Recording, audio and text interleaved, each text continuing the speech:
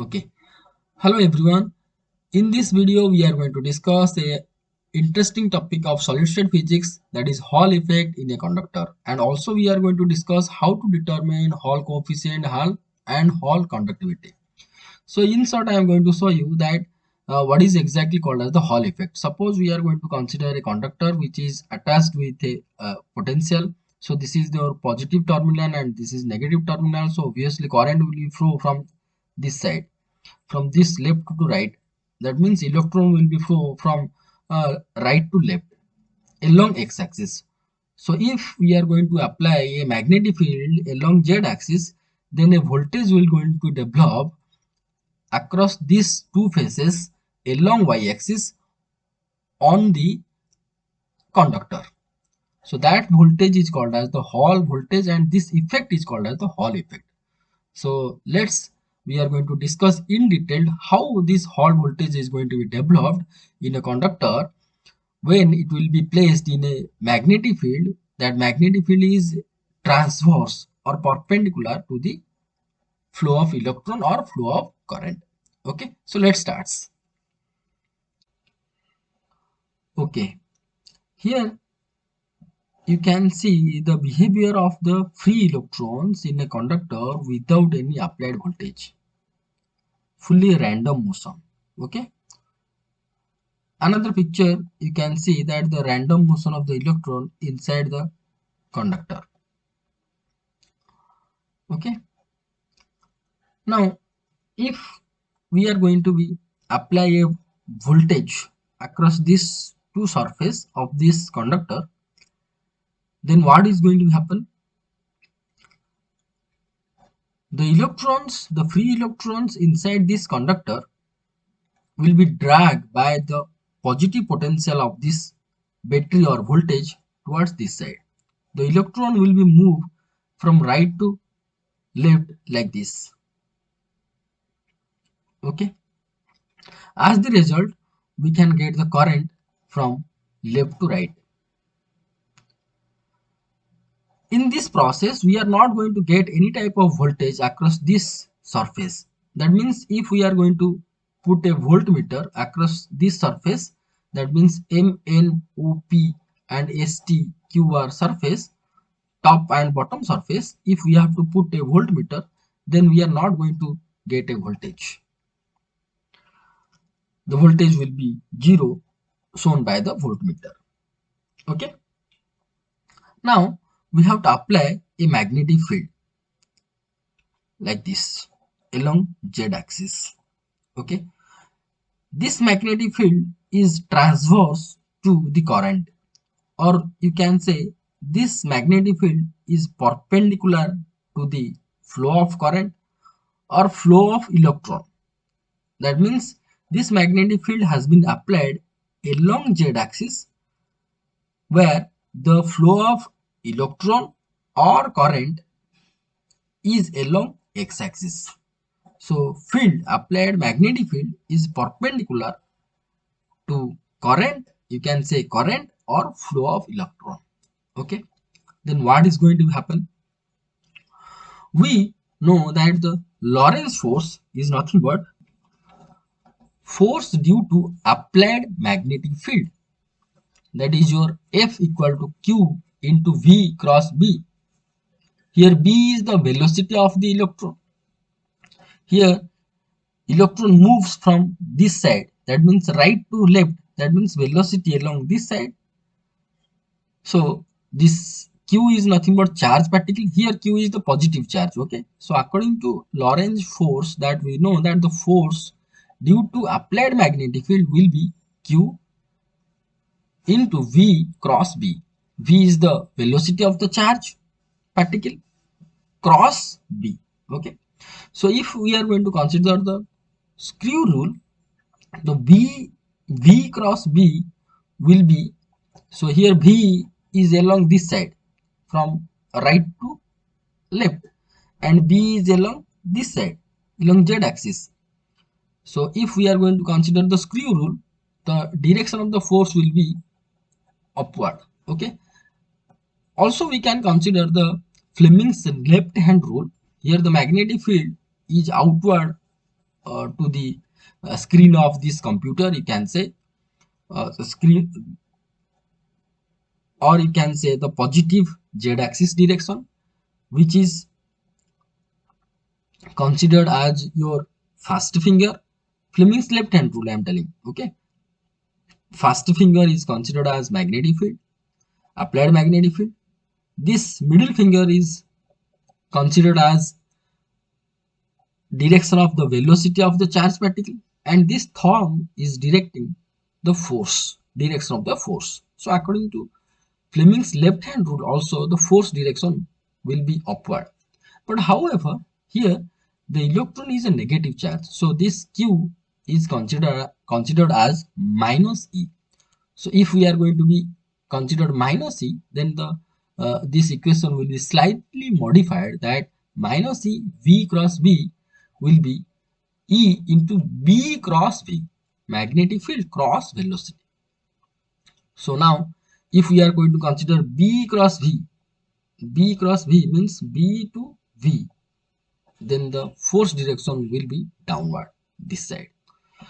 That means when the electron starts to move from your right side of this face towards left, then due to this applied magnetic field, a force is exerted on the electron towards the bottom of the conductor. How it is, you can see that due to this force, what is going to happen? This force is induced or exerted, you can say exerted on the electron, that it is dragging the electron towards the bottom of this conductor, like this.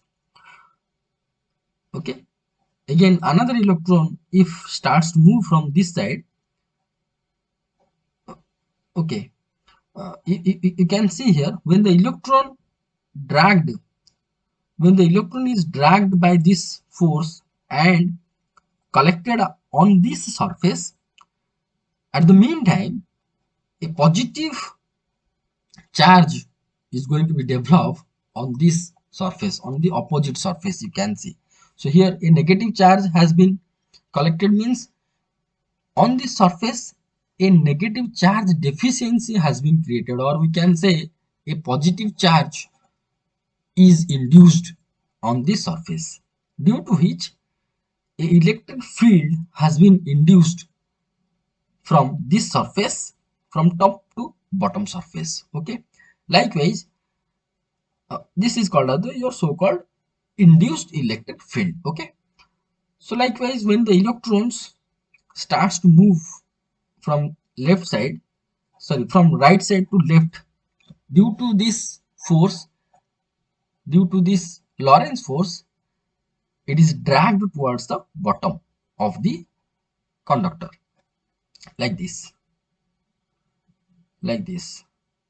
due to Lorentz force, these electrons has been dragged towards the bottom of this conductor and collected on this surface, that is your STQR. Okay, due to which we got a excess electrons on this surface, right? So due to which we found the excess electrons at the bottom of this surface of this conductor. Okay, as the result we can found electron deficiency on the surface, electron deficiency, or we can say excess positive charge has been induced on this surface. So here you can see that net positive charge has been developed on this surface, on the upper surface, due to residing of excess electrons at the bottom of the surface. Okay, that means a voltage has been induced. Now the voltmeter is going to be show you a value that is called as your Hall voltage. Due to this, we can get a induced electric field from top to bottom, that is your EH. Okay, as we got a electric field or induced electric field due to Hall voltage, or you can say due to electric field we got the Hall voltage, or due to induced Hall voltage we got this EH, induced electric field from top to bottom. A force is again exerted on the electrons which are coming from again from this surface from right to left towards up. How it is? See, we know that the relation between force and electric field intensity is nothing but F equal to E charge into electric field. Here, if we have the electric field intensity EH, due to this electric field intensity EH, the force will be FH will be E into EH. Here E is the charge of the electron. So this force will be towards up, because as it is positive, so the force will be this side. The force on the electron will be from bottom to top. So you can imagine that as the electron deficiency or excess positive charge, net positive charge has been developed on the upper surface, it has the capacity can attract the electron towards up. Or you can also imagine that if a electric field has been developed from top to bottom, that is your EH, due to EH, the force has been exerted on the electron which are next to coming from face right to left towards this side, okay, towards up. So after sometimes we can get the balanced stage. That means the force towards up due to induced Hall voltage or induced Hall electric field towards up will be equal to the Lorentz force or the magnetic force which is dragging the electron towards the bottom. That means the force or the magnetic force which is dragging the electron towards the bottom will be equal to the force due to the Hall voltage towards up.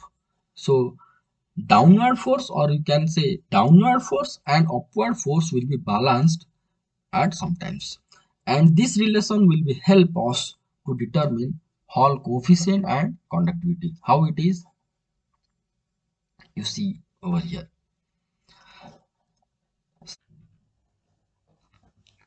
Okay, when voltage V is applied, let current I flow through the conductor such that I equal to NEVA.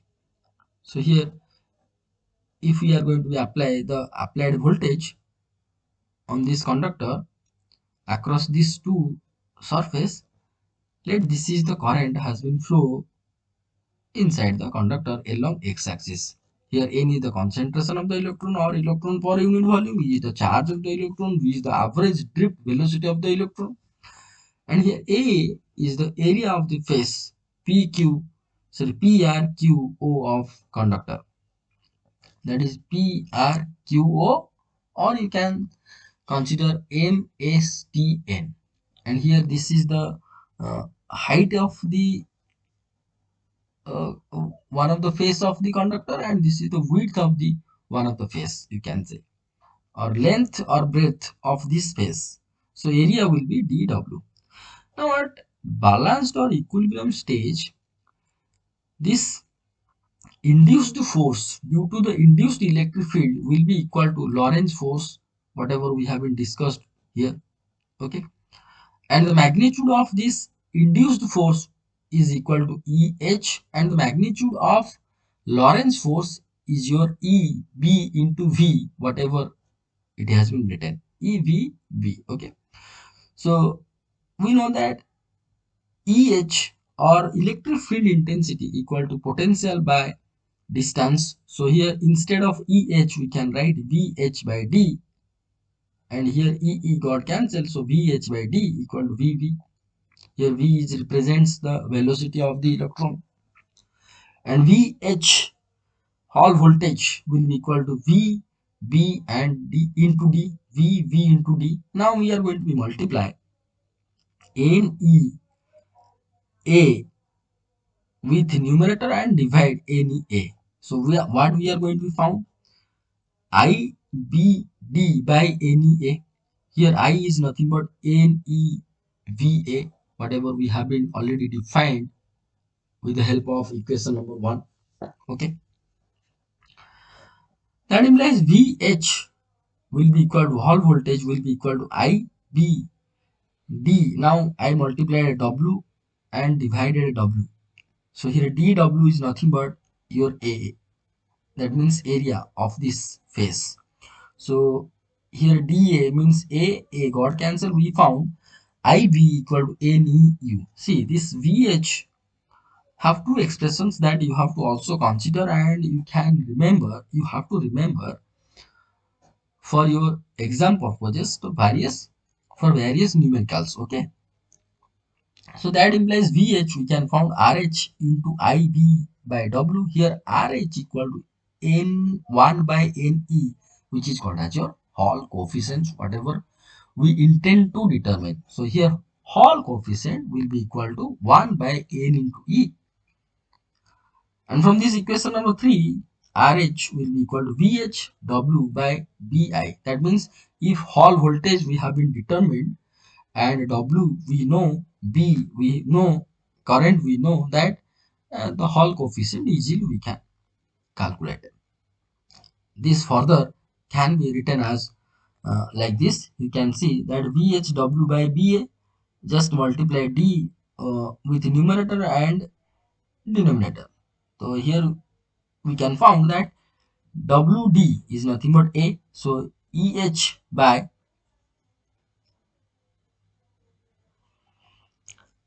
uh, sorry VH by D. VH by D your EH and WD equal to A.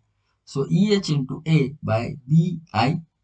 So if A will become over here, denominator divided by A, it will be, if I'm it will be J. So EH by BJ. So from this expression we can define the RH as RH is defined as the induced Hall field per unit applied magnetic field per, that means divided by J, EH by B and EH by J. So per unit current density. Okay. Now we have to go for the determination of conductivity sigma H.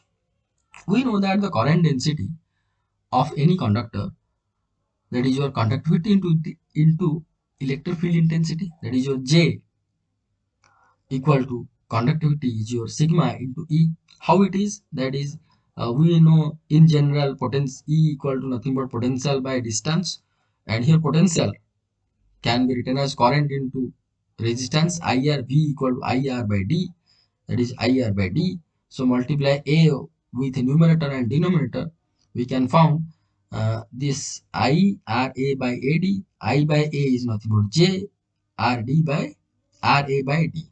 Okay, so that implies E into D by RA will be equal to J. Right, just divide over here the D. We found E by RA by D equal to J. That implies E by rho equal to J. Here rho is nothing but your resistivity. How it will be? We know that the resistance is directly proportional to the distance and inverse proportional to the area, and will be equal to the resistivity rho into D by A, and rho will be nothing but R into A by D. So here R A by D will be written as rho. So that implies J will be equal to 1 by rho. That means sigma conductivity into E, whatever written over here. Okay, so hence the conductivity or Hall conductivity sigma H will be equal to J by EH, induced induced electric field. So this also can be written as J by RH into BJ, because instead of EH I can put RH into B. From the equation number 4 you can see, from equation number 4 RH equal to, sorry, EH equal to RH into Bj, right? EH equal to RH into Bj. So instead of EH from equation number 4, instead of EH we can put RH into Bj. RH into B into J. So JJ got cancelled. 1 by RH into B, one of the expression of the Hall conductivity that you have to remember for your numericals. Okay. Now another expression also you can write that sigma J equal to J by EH, and here you can see that mm, instead of EH, instead of EH, see here you can write instead of RH equal to EHA by BI. Okay, EHA by BI from equation number 4. EHA by BI. So here B got cancelled, and here I can be taken to the numerator. So it will be I by EH into A. See, this is another expression of the Hall conductivity. So here we have been discussed in detail about Hall effect in the conductor and how to determine Hall coefficient and Hall conductivity.